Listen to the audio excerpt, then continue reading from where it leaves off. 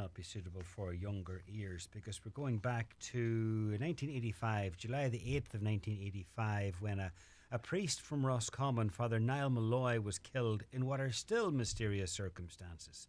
He was killed in the master bedroom of Kilcorsey House, a 23-room manor near Clara in County Offaly. And it was a death that shocked and fascinated the country. Well, now there's a new book called The Killing of Father Niall Malloy, and it's written by TV documentary producer Sharon Lawless and Marisa Fagan, a journalist of 20 years. And they delve further into the case.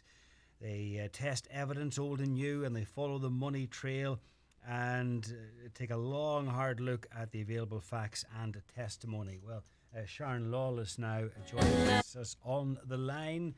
Sharon, good afternoon. Good afternoon, John. Now, take us back to July of 1985 and take us back to, I suppose, the three central characters in this. Four, if you include Father Niall, the three really being Richard and Therese Flynn, and then Father Niall Malloy. What was the connection between the three of them? Richard and Therese were a married couple. What was their connection to Father Malloy? Well, they were all involved in show jumping as teenagers, as children and teenagers. Both Richard and Teresa lived in Galway, and Father Malloy grew up just outside Roscommon town. And particularly Teresa, or Therese, and Father Niall, as teenagers, competed and were very successful in, gymkhanas, pony shows, all of that kind of thing. And Richard also took part on occasion. So really, as teenagers, they would have known each other from that circuit. And that was really the biggest thing they had in common right throughout their lives. Okay, so they were sort of part of the horsey set, if you like. Yes, exactly. Now, on the night in question, it was the night after a big wedding. Is that correct? Yes, that's right. Richard and Teresa's daughter Maureen had married Ralph Parks from Limerick on the Saturday of that weekend, and then the following day they had lunch in Kilcorsey House for whoever was still around, and it was that night that Father Malloy was killed. It's not in question that Richard and Father Malloy had a falling out and that Richard struck him, and because this came out in trial. Yes, and that was said by Richard on the night. As soon as the guards arrived, he admitted to being the culprit, and said that he had hit Father Niall. So there was no question of that. He was admitting to it on the night in question, and in the morning, in the early hours of that morning. So there was no question of anything else being entertained at the time. Teresa was the only witness, and she was taken off to hospital, so the Gardaí didn't get a chance to actually chat to her that night. Yeah, that's correct. She was removed from the scene by the family GP and good family friend, Dr. O'Sullivan from Kilbeggan. He had been called to Kilcorsey House at about 2 o'clock in the morning, and he confirmed that Father Malloy was dead. And at that stage, Teresa was reportedly hysterical, and her daughters were trying to calm her down. So at about 3 o'clock or so, he decided to take Teresa to Tullamore Hospital, and two of her daughters went with him. So the guards weren't called to the scene until 3:15. The first guard arrived, or at least the first guard was called.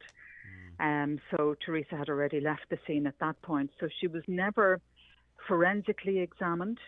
I know her nightclothes were taken from her when she was in hospital. They were handed to the Gardaí, but she wasn't questioned on the night, and she wasn't at the scene when the Gardaí arrived. Now, there was a trial after all of this, and also an acquittal, which actually conflicted with a subsequent inquest. So there's there's all sorts of layers to this, and really, I suppose, more questions than answers to this day, and all sorts of inconsistencies, and throw into it. Then there's accusations that maybe Father Malloy was having an affair with Teresa, and also a lot. Well, there was money involved as well. Explain that.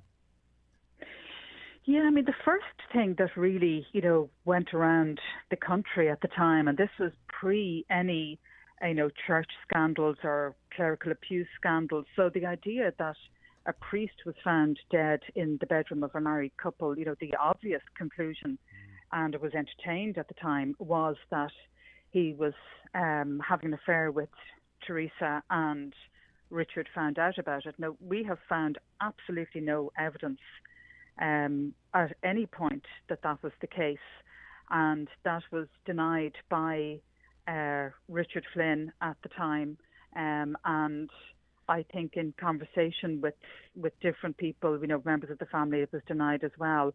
There definitely was no evidence of that, and I think that was one of the biggest things that we managed to achieve within the documentary, was to look at all of that and to examine what evidence there might have been, and to dispel that rumour, which I think would have put the minds of the Flynn and Malloy families at ease. But, what happened subsequently was just nothing short of bizarre. As you said yourself there, I mean, there are more questions than answers in this case, and what we've tried to do is to raise those questions and find answers, and to find the facts of it as well, because over the past 37 years there have been loads of rumours, there have been twists and turns, and it has grown arms and legs, and really what's necessary is to get back to the facts of it, because it can't move forward without that. But it is a very, very complex case. Father Malloy was very popular. He was a very sort of a gentle manner about him, and was very well liked and respected and popular. No way controversial. Absolutely, yeah, and universally liked and respected. We expected throughout this whole process, between the research for the documentary and the book, that we would have to come across somebody who didn't have that opinion of him, and we didn't. Even people who may have had the odd run-in with him for whatever reason, would still have maintained he was a good man. He was very gentle, and he was described to us as a gentleman and a gentleman. And, again, we've done extensive research on this. We've spoken to as many people as we possibly can to get all sides of the story. And that has been the one thing that has been solid right the way through. He just seemed to be a lovely, decent, solid human being. Tell us about the money. Is it true that Father Malloy had loaned money to the Flynns? Yes, what happened was that Father Malloy and Teresa had gone into business around 1972, and they were involved in the buying and selling of horses. They would buy young horses, produce them, is the term I think that's used, train them up and then sell them on. And they were really highly regarded. They were really good at what they did in that field. But they also bought property and land. So they had quite a lucrative business. What happened from 1977 onwards, we discovered, was that Richard was in pretty dire financial circumstances. We discovered a legal letter that he had written to the Attorney General and the Land Commission, where he wanted to sue them because they had taken over part of the land at Tubber House, which was where he was living at the time in Offaly. It was part of the Land Commission taking back land and giving it to farmers in the locality. And that had happened in 1977. And it was a compulsory purchase order. And at that stage, I think it was about maybe 7 years later, he had threatened legal action against that happening, because it had meant that he had to pay higher interest rates. He was in financial difficulties as a result. He wanted compensation. Now, there's no record of that going any further, but his financial difficulties started long before 1985. His business at that time, which was Motor Factors, was, quite healthy until about 1983, 1984, when he started to go into debt. So by 1985, the Flynns on the outside looked very wealthy, very affluent. They had the big house, they had the big wedding, the big marquee. They were really strapped for cash. They were in serious trouble. Father Malloy had got involved in a couple of property deals in their favour, and the final property deal was to buy 30 acres of land at Kilcorsi from Richard. This was Teresa and Father Niall buying land that presumably Teresa already part-owned from Richard. It was valued at, let's say, £30,000 at the time. The deposit was £24,000. That was paid directly to Richard. It wasn't paid into a solicitor's, account, a solicitor's client account. Right. It was paid directly to Richard because he was in trouble. And that money then, when the Land Commission turned down that sale, it was conditional on the Land Commission approving it. They turned it down, and Father Niall could never get that money back. And there was a huge amount of money at that time, and we know that there were other land deals that preceded that, where Father Malloy was passing over money or buying things to give Richard more money. So we reckon that up to £100,000 was what Father Malloy was owed at the time of his death. But of course, there are no records of that because everything disappeared. Most of what you've been chatting about was dealt with really well in a good documentary, an excellent documentary that was on 2 parts last year on RTE. And it also referenced the trial, obviously, at the end, because Richard Flynn was taken to trial and was cleared of manslaughter, and unusually on direction by the judge to the jury. It was unbelievable. And, from talking to people who were in the legal system at the time, maybe starting their careers, who were, keeping an eye on this case, who have now progressed through, retired judges, people who were around at the time. I mean, their take on it was that it brought the whole judiciary into, disrepute because of what he did. Now, you could argue that technically, he could do this, he could do that, but I think there's overwhelming opinion and thought that he was completely wrong to do what he did. And as the inquest proved about a month later, the testimony that was accepted, that was given in evidence and accepted by Judge Frank Rowe, and the basis on which he acquitted Richard Flynn was completely overturned by the results of the inquest. I mean, at the trial, they painted Father Niall as being, angry and aggressive, and it was this, uncontrollable anger that made him attack Richard Flynn, and it was so uncontrollable that he brought on a heart attack on himself, and he had a heart attack and hit his head on the way down, and nothing to do with Richard Flynn. And that's the basis on which he was acquitted, whereas the inquest a month later said absolutely not. He was beaten to death. He died from head injuries that were inflicted. But at that stage, nothing could be done. So it was just totally bizarre. And, to this day, there are members of the judiciary who think that that should never have happened, but that one action has changed everything. It has meant that that court case took place. Richard Flynn couldn't be tried again, even though subsequent legislation, would have fixed to that, except it wasn't applied retrospectively. So it's almost like, for every step forward, there are 2 steps back in this case. So that could never be overturned. And it meant that everything was kind of tied up. There was nothing else that could be done. So, in your opinion, is there enough new evidence for this case to be re-examined, and or what is to be done? What do you think is the way forward?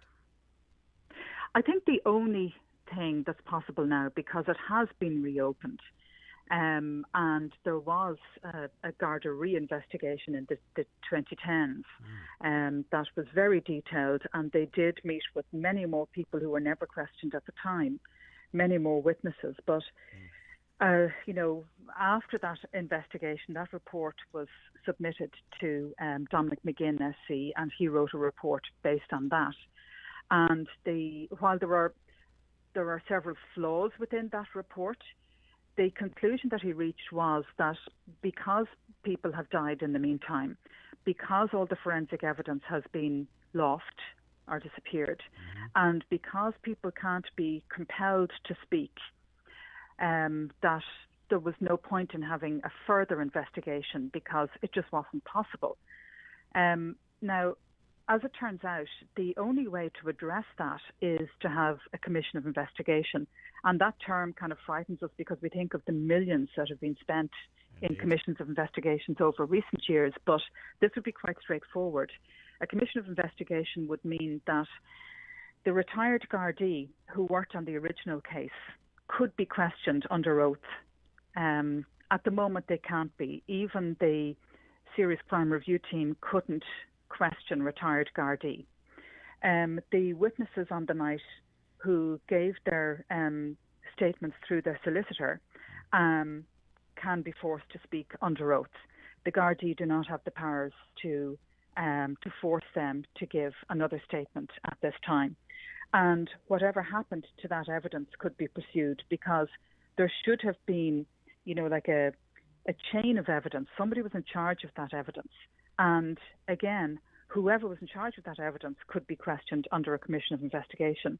And the only reaction that there was from the authorities from the documentary, I thought after spending so long doing the documentary that there would be a huge reaction from the authorities because of the injustice. The only thing that happened was that Martin Ferris from Sinn Féin raised the question of a commission of investigation in the Dáil a few weeks later.